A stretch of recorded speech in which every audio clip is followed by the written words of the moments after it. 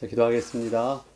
하나님, 오늘도 우리에게 눈을 열어 주의 법에 귀한 것을 보게 하시고 지혜와 계시형을 주사 하나님을 알게 하여 주시옵소서. 우리의 마음과 생각이 또 나의 의지대로 내가 원하는 것을 얻는 것이 아니라 하나님께서 우리에게 말씀하시고자 하시는 것을 들을 수 있는 영의 눈을 열어주시고 영의 귀를 열어주시옵소서. 성령의 인도받는 시간 되길 원합니다.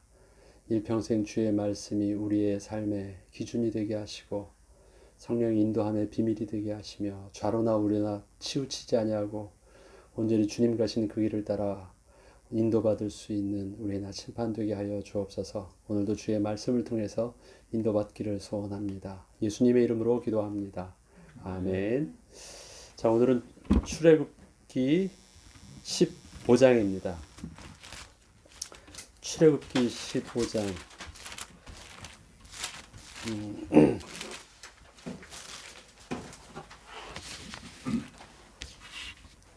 출애굽기 15장의 내용은 또 하나님께서 행하셨던 모세의 노래, 미리암의 노래에서 찬양이에요. 그래서 찬양을 했던 거기 때문에 어떤 그 내용을 파악한다는 것보다도 이 노래를 하는데 어디에 중심을 두고 그 노래가 되어지는지 좀 알 수 있도록 1번부터 4번까지는 이제 괄호 넣기를 그래서 했습니다. 그래서 어디에 강조점, 액센트를 만약에 노래를 부른다 할 때는 어디에 액센트를 주어서 노래를 부를까, 또 강조가 있을까, 그 부분들을 좀 보려고 했습니다. 1번부터 4번까지인데 1번을 한번 보죠. 1번은 몇 절에 나와 있는 거예요? 13절. 예. 한번 가로부터 한번 쭉 읽어볼까요? 시작. 주의 인자하심으로, 그 다음에 주께서 구속하신 백성을 인도하시되 주의 힘으로 그들을 주의 거룩한 처소에 들어가게 하시나이다. 하나님께서 이스라엘 백성들을 인도하셨는데 그것에 대해서 모세는 이렇게 고백을 합니다. 주님의 가지고 계신 것 중에서 주님의 인자하심으로, 그 다음에 백성인데 그 주의 백성이 어떤 백성이면 주님께서 친히 구원하여 주신 백성을 인도하시되, 그 다음 어떻게 인도하셨어요? 주님의 오른팔로, 능력의 오른손으로, 친히 주의 힘으로. 그 다음에 어디로 인도하시는 거예요?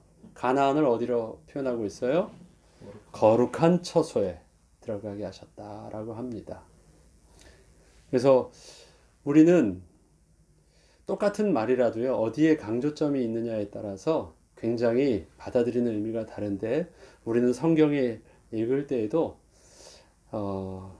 엉뚱한 곳에 은혜 받기 전에 하나님께서 우리에게 말씀하시고자 하는 그 강조점에 우리의 강조점이 또 시선이 같이 맞춰질 수 있도록 늘 그게 우리가 성령의 인도받기를 또 소원하면서 기도하는 제목이기도 합니다. 자, 주님의 인자하심, 구속하심, 주님의 힘, 거룩한 처소에 들어가게 하셨습니다. 2번. 또 몇 절이죠? 14절이요? 자, 13절. 14절이죠. 자, 같이 읽어봅시다. 여러 나라들이 떨며, 또 그 다음에 블레셋 주민이 두려움에 잡히며, 에돔 두령들이 놀라고, 모압 영혼들이 떨림에 잡히며, 가나안 주민이 다 낙담하나이다. 지금 이 블레셋, 에돔, 모압, 가나안 주민, 이건 다 앞으로 우리가 가야 될, 저들이 가야 될 가나안에서의 모습이죠. 가나안에 있는 거민들이에요. 그들이 실질적으로는 다 이스라엘 백성들이 두려워하고 또 고민에게 겁내하는 저들인데, 저들이 지금 어떻다고 말합니까? 블레셋 주민이 두려움에 잡힌대요. 그 다음에 에돔 드령들이 놀라고. 여기서 보면요, 블레셋, 에돔 이런 사람들은 다 그 당시에는 다 자이언트들입니다. 키가 큰 사람들이에요. 그래서 우리를 메뚜기 같다라고 표현했던 그 비교 대상이 그들은 훨씬 더 그만큼 컸던 자이언트들이었거든요. 그래서 에돔 족속도 컸었죠. 신명기서를 보면 에덴 동서, 그 다음에 블레셋 주민도 큽니다. 그래서 또 모압도 영웅이라고 표현하는 거 보면 그들도 딱 비교 대상으로 볼 때는 늘 다 지금 부담되는 사람들인데, 족속들인데, 그들이 두려움에 잡히고 에돔 두려움은 또 놀라고 모압 영웅은 떨리고 가나안 주민 다 낙담했어요. 사실은 이스라엘 백성들은 누가 그런 거예요? 우리가 두려움에 잡히고 우리가 놀라고 우리가 떨림에 잡히고 우리가 다 낙담한다 그랬잖아요. 그들은 들어가기 전에 이스라엘 백성들의 모습이 그랬어요. 근데 실질적으로는 어떻다고요? 뚜껑을 열어보니까 오히려 우리가 두려워했던 그들이 오히려 두려움에 잡히고 놀라고 떨리고 낙담하고 그렇다라는 것입니다. 또 3번. 또 3번은 어디 나오죠? 17절이요. 자, 같이 읽어봅시다. 주께서 백성을 인도하사, 하나님의 자기 백성을 인도하사 그들을 주의 기업의 산에 심으시리이다. 주의 기업의 산에 심으시랬다. 아무데나 그냥 갖다가 던져 놓으신 것이 아니라 주님의 기업의 산에다가 거기다 주님께서 정착시켜 주셨습니다. 심어 주셨습니다. 여호와여, 이는 주의 처소를 삼으시려고, 주님의 처소를, 주님이 함께 거하시는 하나님의 성전이요 또 하나님의 예배 처소요, 하나님의 백성을 삼으시려는, 하나님이 함께 하시려고 그렇게 하신, 예배하신 것이래요. 주여, 이것이 주의 손으로 세우신 성소로소이다. 네. 이스라엘 백성들은 어떤 백성이었습니까? 주님께서 인도하셔서 주님의 기업의 산에 주님께서 심으신 백성입니다. 또 그런 모든 것들은 주님께서 이미 계획하신 대로 저들과 함께 하시기 위해서, 저들로 처소를 삼으시려고, 저들로 함께 거하시려고 이미 예비하셨던 그 일들을 약속하신 대로, 말씀하신 대로 성취하여 주신 것이 가나안에 있게 하신 일들입니다.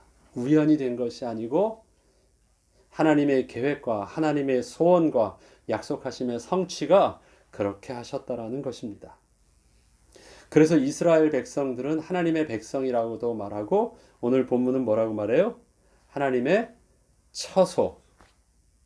그럼 저와 여러분도 마찬가지죠. 우리가 신분으로는 하나님의 백성이요 자녀라고 말하지만 또 다른 모습으로는 우리가 하나님의 거하시는 성전, 그게 우리의 모습입니다. 새벽 예배 시간에 말씀드렸죠.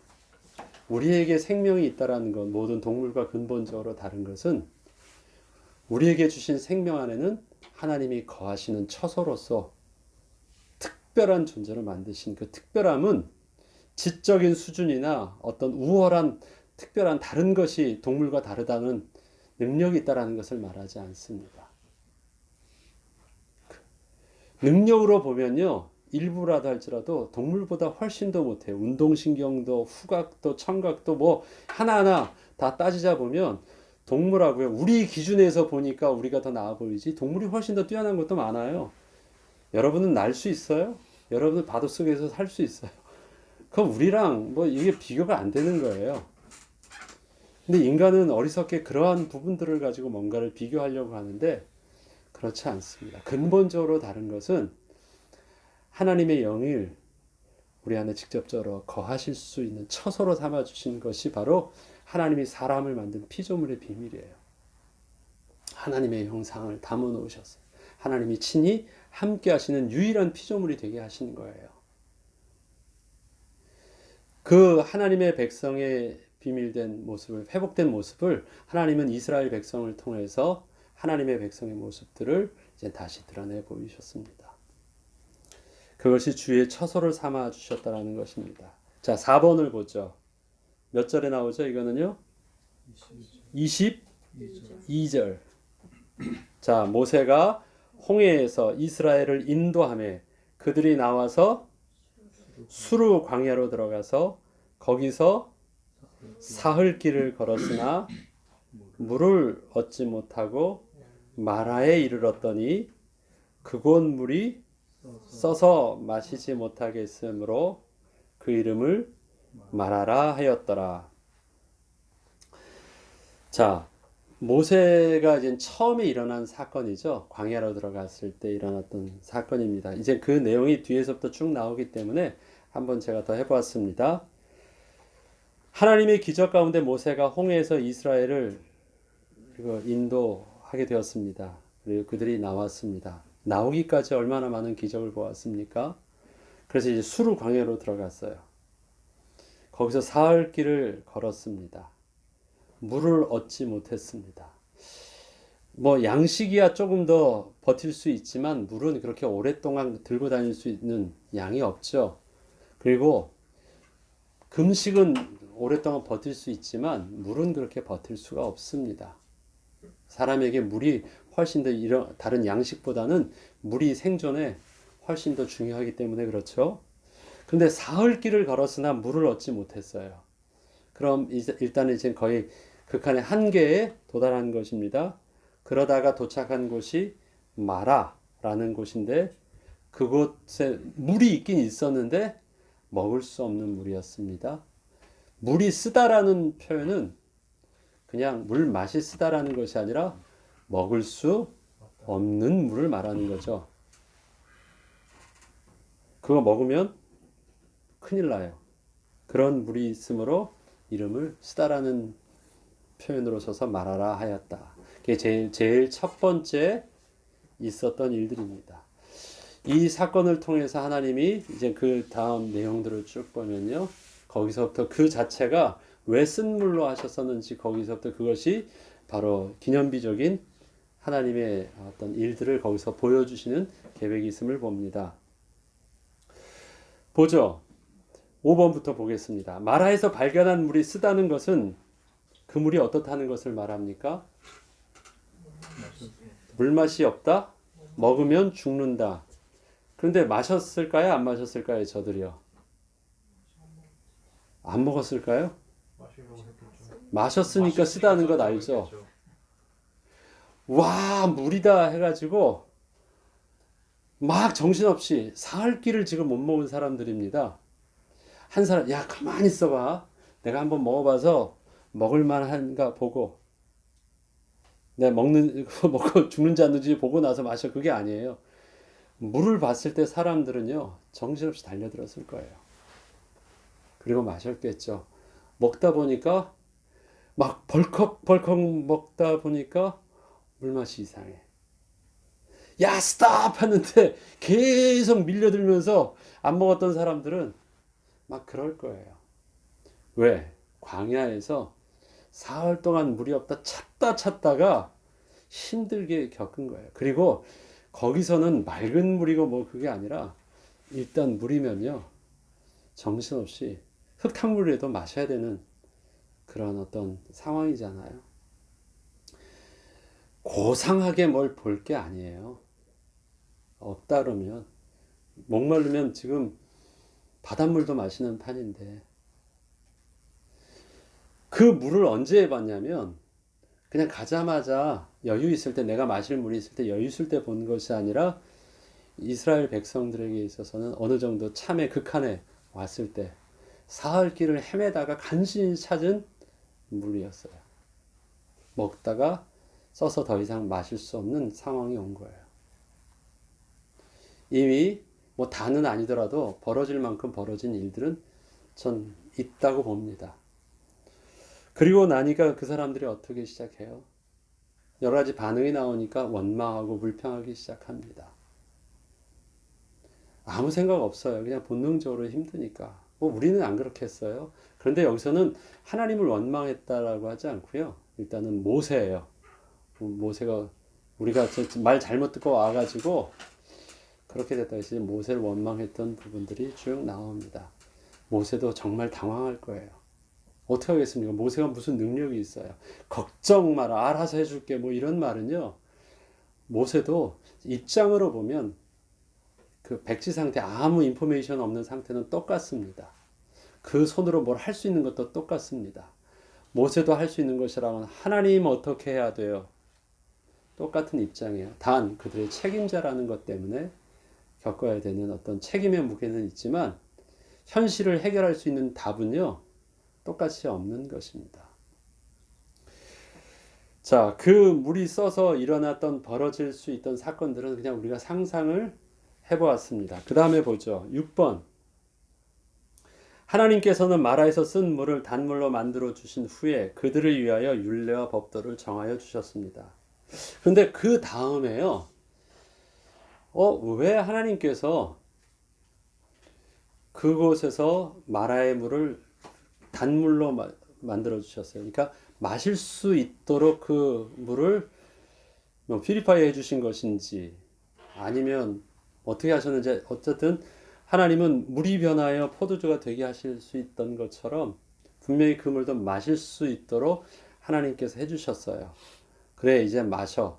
그런데 이 마라에 대해서 의미 있게 지금 적고자 하는 것은 그 물을 단물로 변화해서 그들이 마실 수 있었다라는 것이 아니라 제일 첫 번째 지금 만났던 사건이었고 제일 첫 번째 장소에서 있는 의미 있는 사건으로 기록되어 있는데, 그 단물로 바뀌게 하신 후에, 그들을 마신 후에 뭘 해주셨냐면 율례와 법도를 정하셨다라고 말씀하십니다. 그게 25절에 나와 있죠. 모세가 여호와께 부르짖었더니 여호와께서 그에게 한 나무를 가리키시니 그가 물에 던지니 물이 달게 되었더라. 거기서 여호와께서 그들을 위하여 법도와 율례를 정하시고 그들을 시험하셨다. 네, 법도와 율례를 정하셨다라고 하십니다. 하나님의 말씀에 순종하는 것, 하나님의 언약 가운데 그들이 인도함 받았다라는 부분들을 명확하게 하나님을 바라보도록 하셨습니다. 그리고 나서 시험하시는데 26절에 보면요, 그 내용이 이렇습니다. 너희가 너희 하나님 나 여호와의 말을 들어 순종하고 내가 보기에 의를 행하며 내 계명에 귀를 기울이며 내 모든 규례를 지키면 내가 애굽 사람에게 내린 모든 질병 중 하나도 너희에게 내리지 아니하리니 나는 너희를 치료하는 여호와임이라 라는 말씀을 하셨어요. 율례와 법도는 무엇이에요? 너희가 내 말을 듣고 그대로 순종하면 너희들은 아무 문제 없을 거야. 그런데 또 하나, 여기서 표현하시는 하나님에 대한 당신의 모습을 어떻게 계시하십니까? 어떤 이름으로요? 여호와 라파, 치료하시는 하나님으로 제일 먼저 계시하십니다. 그동안 하나님께서 이스라엘 백성들에게 이끄실 때 계시하셨던 이름은 무엇이었죠? 여호와, 나는 스스로 계신 하나님이다. 그 다음에 두 번째로 하시는 말씀이 여호와 라파, 치료하시는 하나님이다 라고 말씀을 하십니다. 그런데 표현은 뭐냐면 그 길을 막아주시는 하나님, 도우시는 하나님이 아니라 치료하시는 하나님이에요. 치료는 언제 하는 것입니까? 아플 때 하는 거죠. 병이 들었을 때 하는 것입니다. 하나님께서 질병을 안 들게 해주십니까? 아니면 질병 들어도 그것이 치료돼서 문제가 없게 하신다는 것입니까? 오늘 본문의 표현은요, 다른 사람은 병을 들어도 너희들은 병을 안 들게요가 아니라 하나님께서 너희의 치료하시는 하나님이 되신다라는 것입니다. 치료하시는 하나님. 지금 마라에서 일어났던 일들, 그들은 이미 엎질러진 물이 됐어요. 그 물을 마셨거든요. 그런데 하나님께서 단물로 만들어 주셔서 그 물들을 마시게 하셨을 때는요, 그런 모든 부분들도 그 물 자체가 지금 앞에서 했었던 실수들도 문제없게 하시는 거예요. 그리고 막아주시는 것과 치료하신다라는 것은 조금 우리에게 다른 의미로 다가오는 것이 있습니다. 우리는 예수를 믿는 것이 다른 불신자들도 겪어야 될, 예를 들어서 그런 거죠. 우리는 예수를 믿으니까 교통사고도 안 당하고 암도 안 당하고 사기도 안 당하고 어려움도 안 당한 것. 세상 사람들이 부족을 붙일 때는 그것 때문에 하거든요. 어려움을 당하지 않기 위해서 막아달라고 기도해요. 그게 소원이에요. 두려우니까.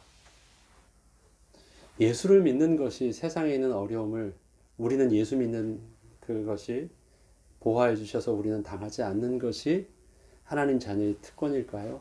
여러분 신앙생활을 하게 되면서 거룩한 하나님의 백성 되었다라는 것이 여러분이 성실하게 교회를 잘 다니고 그래도 신앙생활 잘한다라는 것이 다른 사람과 비교할 때 다른 사람들이 겪게 되는 어려움이 여러분들은 피해가던가요? 그러진 않더라고요. 똑같은 환경 속에서 똑같은 어려움을, 똑같은 아픔을, 똑같은 상황 속에서 같이 살고 있습니다. 물론 그것을 받아들여진 두려움에 대한 부분들은 다르죠. 우리는 하나님의 인도하심이 있지만 그렇지만 중요한 것은 우리의 삶은 이 땅에서 사는 삶은요. 우리만이 예외에 있는 특별하게 다른 구별된 저들이 당하는 것을 우리는 안 당하는 삶을 살지 않아요. 우리의 삶은 무엇이냐면 똑같이 당하는 것처럼 보이지만 그것이 우리에게 문제되지 않는 삶을 사는 거예요. 문제를 피하는 것, 도망치는 삶을 신앙생활은 두려움 때문에 그 문제로부터 도망가기 위해서 하나님한테 막아달라고 하고 하나님이 어떻게 좀 해결해 달라고 그래서 내가 하나님 앞에 붙잡고 있는 것이 아니라 그 자체가 나한테는 문제가 아닌 것이에요. 그것이 내게 안 일어나는 것이 아니라 그것이 나를 망하게 하는 이유하고는 상관이 없다라는 것입니다. 와도 괜찮아요. 치료하시는 하나님이 계시니까. 그래서 그것 자체를 내가 관심 있게 두지 않아요. 지금 우리가 만약에 이 코로나 바이러스의 백신과 그 다음에 치료제가 있다라면 아무 문제 없죠. 일단 사람들이 있는 공포가 없어질 것입니다. 약 먹으면 되니까. 지금의 문제는요. 약이 없는 게 문제예요. 약이 없어요. 약이. 안 걸리는 것이 아닙니다. 우리의 삶에 하나님이 치료자 되어주신대요. 이들은 지금 광야로 들어섰잖아요. 광야가 어떻게 가나안 땅과 같은 애굽 땅과 같은 땅이 될 수 있으니 광야는 광야예요. 광야에서 충분히 일어날 수 있는 일들이 또 이와 같은 물을 만나도요. 쓴물을 또 만날 것이고요. 그나마 물도 없을 수도 있고요.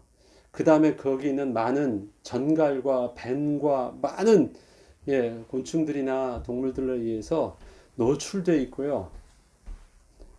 그것을 피하려면 광야에 안 들어갔어야죠.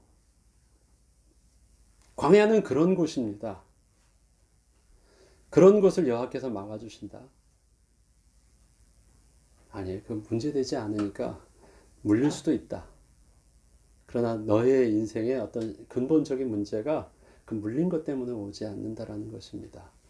문제 삼는 것은 무엇이에요? 너희가 순종하며 너희가 율례와 법도를 따르는 것이 진짜 문제되는 것. 나는 치료하는 여호와 하나님일 거야. 그러니까 너가 나만 집중하면 너에게 일어날 수 있는 문제는 아무것도 아니야. 왜? 내가 치료자가 되거든.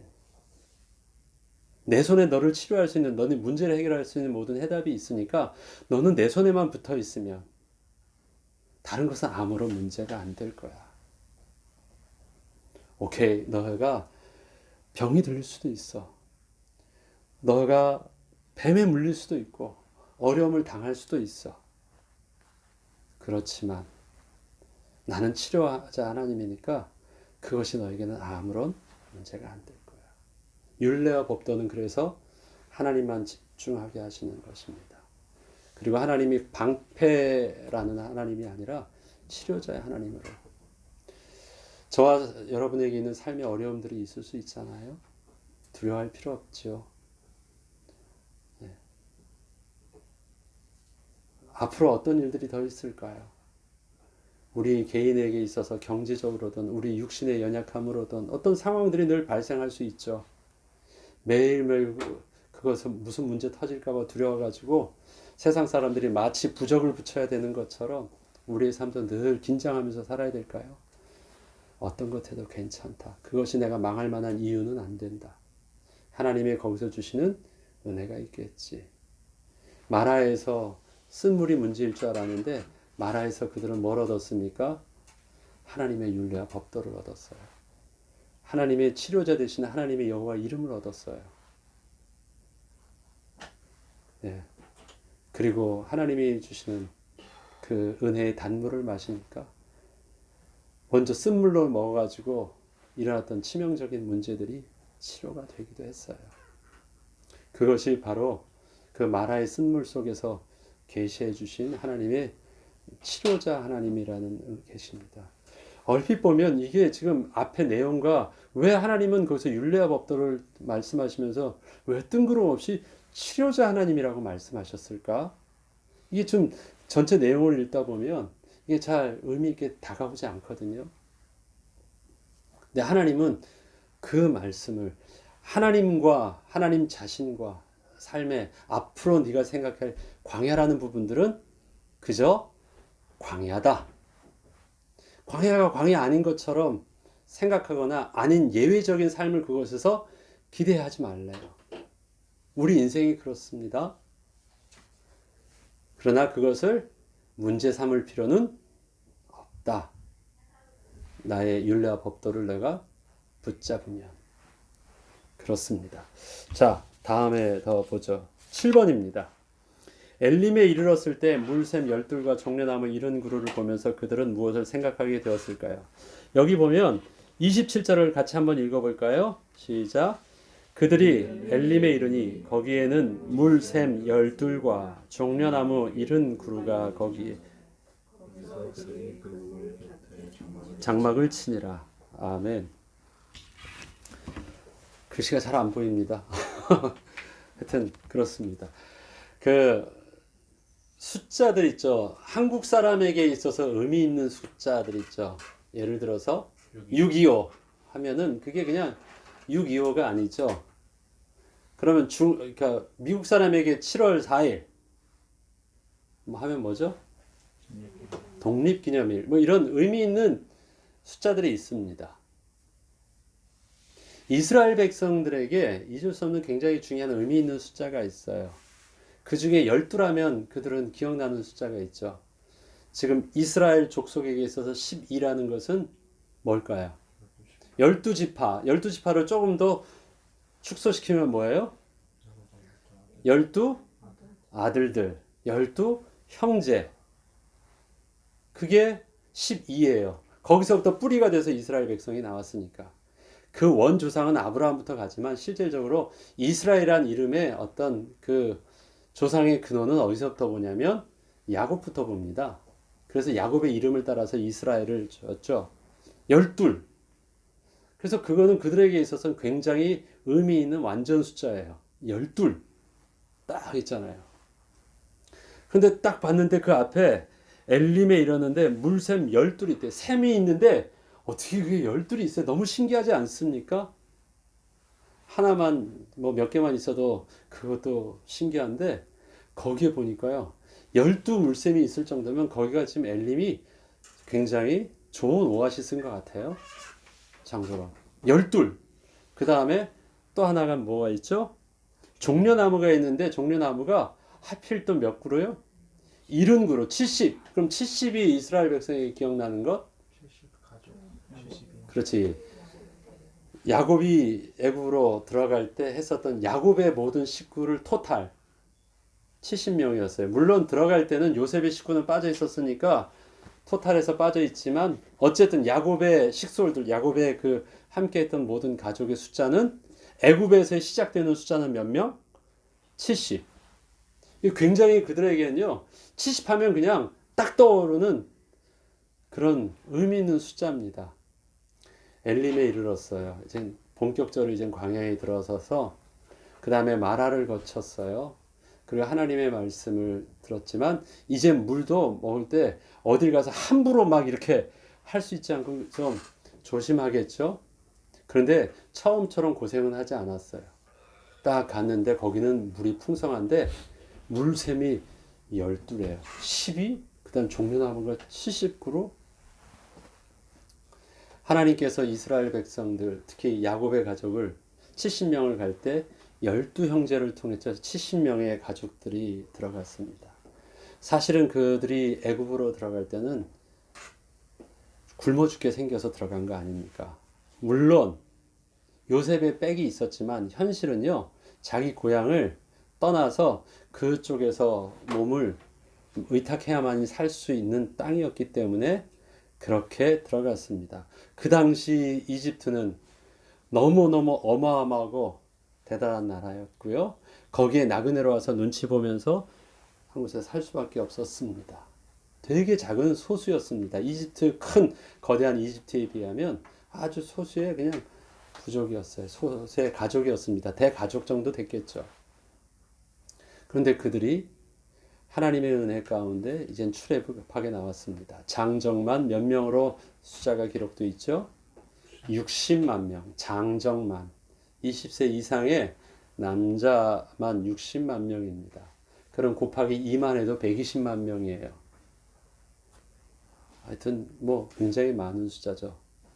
이렇게 많은 숫자가 지금 이렇게 나오기까지 보니까 그때는 작아 보이고 아무것도 없는 줄 알았는데 사실은 지금은 하나님의 은혜 가운데 이렇게 대규모의 이제 한 민족을 이룰 수, 국가를 이룰 정도의 큰 숫자를 이루게 된 것은 분명 하나님의 축복이셨습니다. 그렇지. 우리가 애굽으로 들어갈 때 너무 막연했고 그 다음에 작았었는데 우리가 그곳에서 하나님의 약속된 시간표가 돼서 하나님의 구원의 손길을 따라서 나오게 되었을 때 지금은 우리는 지금 어떻게 됐지? 12지파의 70명의 숫자가 그때는 12형제의 70명의 숫자가 지금은 12지파의 70인 장로를 세우고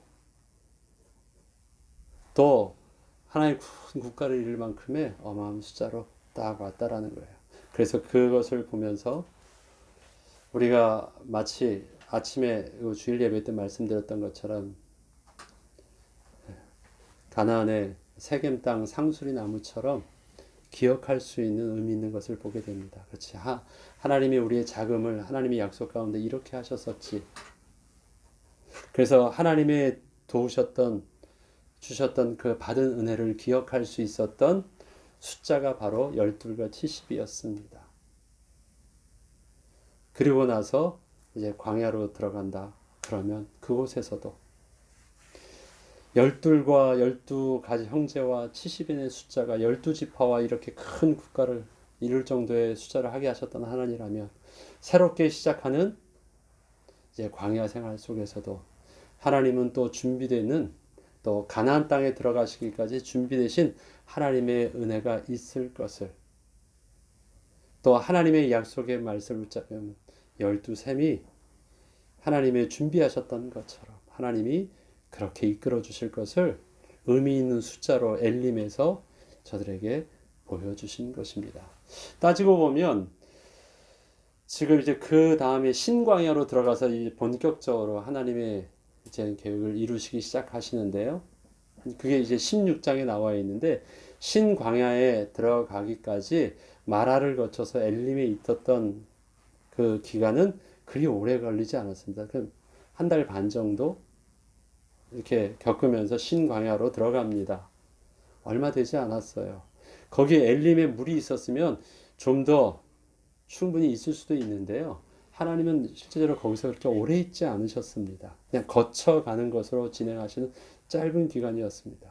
짧은 기간에 굉장히 중요한 두 가지를 마라와 그 다음에 엘림을 통해서 메시지를 해주셨습니다. 마라를 통해서 나는 치료하는 하나님이시다. 쓴물이었지만 거기서 치료자 하나님을 만났고요. 그 다음에 엘림에서는 풍성한 12샘을 만났지만 그 속에서는 언약을 성취하셨던 하나님께서 새로운 언약을 성취하실 것을 그들에게 약속하시면서 위로하여 주셨던 하나님의 은혜를 또 보게 되었습니다. 그리고 이제는 본격적으로 이제 광야로 들어가는 것이 16장부터 나오는 광야의 출발들이 진행되어집니다. 오늘 출애굽기 15장을 통해서 우리의 치료자 하나님, 우리의 삶에 문제가 없는 것이 우리 그리스도인의 삶의 비밀이 아니라 문제가 문제 아닌 것이 그리스도의 삶의 비밀입니다. 우리의 문제는, 진짜 문제는 뭐냐면 여호와 하나님, 치료의 근원 되시는 여호와 하나님을 우리가 잊어버리는 것이 문제인 것. 그리고 하나님께서 우리에게 주시는 받은 복을 세어볼 때 또 기억하게 하셔서 주실 복들을 우리에게 나아갈 수 있도록 위로하신 하나님의 은혜를 우리가 삶 속에서 또 인도함 속에서 누리는 비밀이 또 우리에게 있기를 원합니다. 또 한 주간도 주의 말씀 속에서 잘 인도받으시고 또 승리하시길 바랍니다. 기도하겠습니다. 하나님 아버지, 우리의 삶의 치료자 되신 주님, 세상은 이 문제가 터지면, 세상은 이러한 사건이 발생하면 정말 큰일 난다고 생각하지만 하나님, 우리의 생명의 주관자 되신 하나님, 우리는 하나님이 우리의 주관자 되어 주시기에 문제가 아닌 삶을 살 수 있는 거룩한 백성 되게 하시니 감사합니다. 삶을 두려워하지 않게 하시고 삶 속에서 일어나는 문제를 도망다니려 하기 전에 하나님이 그곳에서 주님의 영광을 드러내기를 원하셨사오니 주님의 가신 그 길을 따라 믿음에 승리하게 하시고 어떠한 환경 속에서도 하나님의 영광 돌리는 거룩한 백성으로 서기에 부족함이 없도록 이번 한 주간도 일어날 우리의 삶의 모습 속에서 성령의 인도받는 은혜가 있게 하여 주옵소서. 감사드리며 우리 주 예수 그리스도 이름으로 기도합니다. 아멘.